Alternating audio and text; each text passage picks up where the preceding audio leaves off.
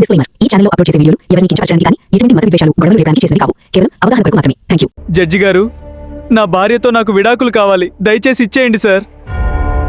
దయచేసి ఇవ్వొద్దండి sir. Hi అండి, welcome to our channel. I'm your beloved one Gideon. అందరూ ఎలా ఉన్నారండి? బాగున్నారా? చాలా సంతోషం. మన ఛానల్లో వస్తున్నటువంటి ప్రతి వీడియోస్ని మీరు చూస్తున్నారు. చూసిన ప్రతి వీడియో కూడా మీ విలువైన అభిప్రాయాల్ని కామెంట్స్ రూపంలో మీరు తెలియచేస్తున్నారు. అలాగైతే మరొక వీడియోతో మరలా మీ మధ్యలోనికి వచ్చేసాను. సో మన వీడియో ఎలా ఉండబోతుందంటే ప్రతి ఒక్కరు కూడా మిస్ అవ్వకుండా చూడాలి. సో ఒక ఊర్లో ఒక వ్యక్తి ఉన్నాడు, బాగా చదువుకున్నాడు. ఆయన మరి వివాహ వయసు వచ్చేసరికి వివాహం చేసుకున్నాడు. అయితే వారి సంసార జీవితం చాలా సాఫీగా జరుగుతుంది. చాలా హ్యాపీగా భార్యాభర్తలు ఇద్దరు కూడా అన్యోన్యంగా ఉంటున్నారు. కొన్ని సందర్భాల్లో మరి భార్య తన భర్తకి కొన్ని పనులు చెప్తుంది. ఆయా కొంచెం నాకు ఇబ్బందిగా ఉంది, కొంచెం బ్రూమ్ చేయి, అంటే కసు ఊడ్చు, అయా కొంచెం రైస్ పెట్టు. కొన్ని సందర్భాల్లో మరి ఆ లేడీస్కి కొన్ని ప్రాబ్లమ్స్ ఉంటాయి కదండి. సో వారు మంత్లీ ఫేస్ చేసే కొన్ని ప్రాబ్లమ్స్ సమయంలో మరి ఈ యొక్క భార్య అయితే ఆ భర్తని రిక్వెస్టెడ్ గానే అడుగుతుంది. అయితే ఇది ఈ భర్తకు నచ్చట్ల. భర్త చాలా చిరాకు పడుతున్నాడు. ఏంటి నాకు పని చెప్తుందా ఈమె?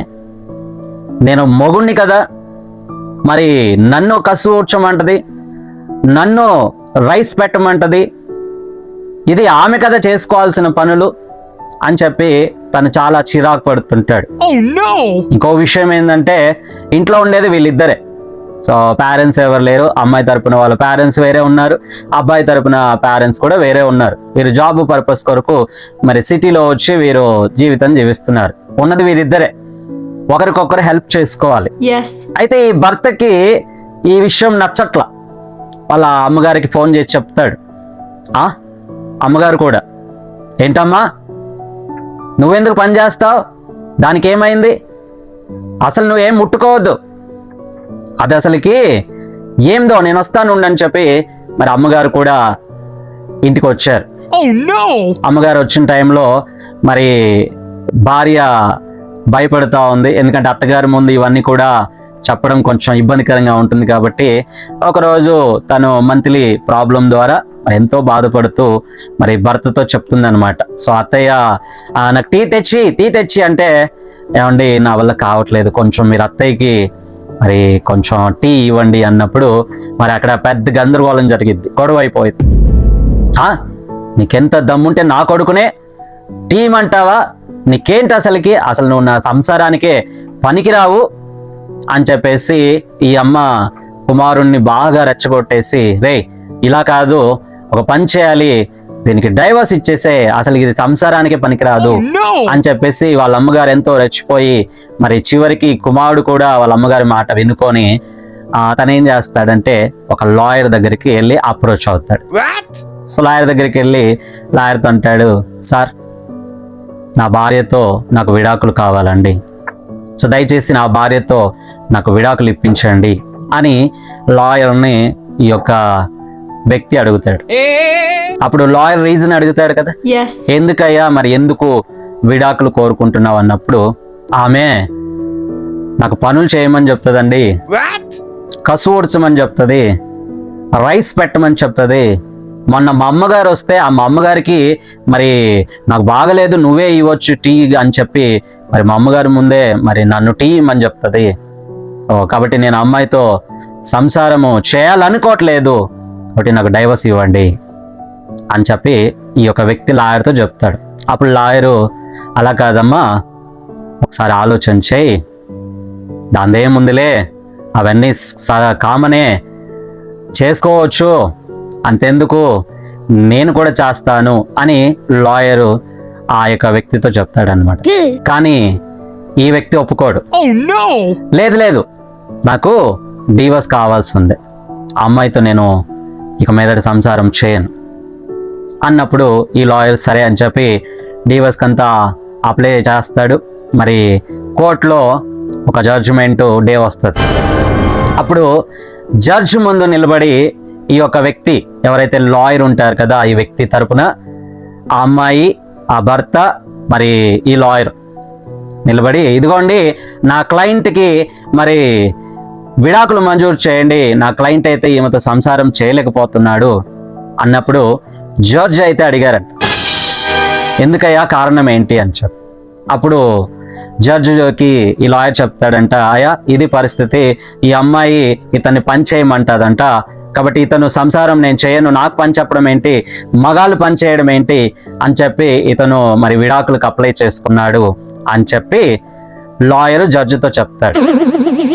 అప్పుడు జడ్జి ఉండి, అయ్యా ఒక సమయం ఇస్తాను, మరి ఇప్పటికైతే ఈ కోర్టు వాయిదా చేస్తున్నాను అని చెప్పి ఆ కోర్టు టైమింగ్ అప్పటికి క్లోజ్ అయిపోతుంది.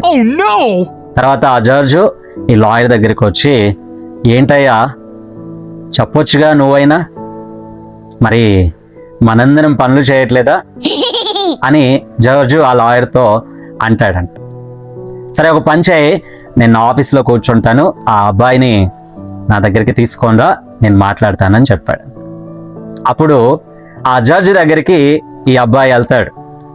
వెళ్ళిన తర్వాత జడ్జి కూర్చొని ఉంటారు, ఆ అబ్బాయి కూడా ఒక పక్కన కూర్చొని, అప్పుడు జడ్జి అడుగుతారు, ఏందయ్యా ఏంటి నీ సమస్య, ఏం సార్ ఏం చెప్పాలి, నన్ను కసువు ఊడ్చమంటుంది, నన్ను రైస్ పెట్టమంటుంది, మా అమ్మగారికి మరి టీ ఇమ్మంటే నాకు బాగలేదు, నువ్వే ఇవ్వు, నా పరిస్థితి ఇప్పుడు బాగలేదని చెప్పి ఏదేదో కారణాలు చెప్తుంటుంది, మరి ఎందుకు సార్ నేను అమ్మాయితో సంసారం చేయాలి అన్నప్పుడు ఈ జడ్జు నవ్వుతూ అంటారంట, అయ్యో పిచ్చోడా, నిన్ను కనీసం మీ భార్య అన్నమే వండమని చెప్పింది, మరి కసువు ఊడ్చమని చెప్పింది, మేమైతే మా ఇంట్లో బట్టలు కూడా ఉతుకుతానయ్యా, అంట్లు కూడా తోముతాను, సో ఇది తప్పదు, ఇంకా మనకి సంసారం అన్నాక ఇవన్నీ కూడా మనం చేసుకుంటూ వెళ్ళిపోవాలి, ఎందుకంటే భార్యాభర్తలు అన్నాక ఒకరికొకరు మనం సహకారం చేసుకోవాలి.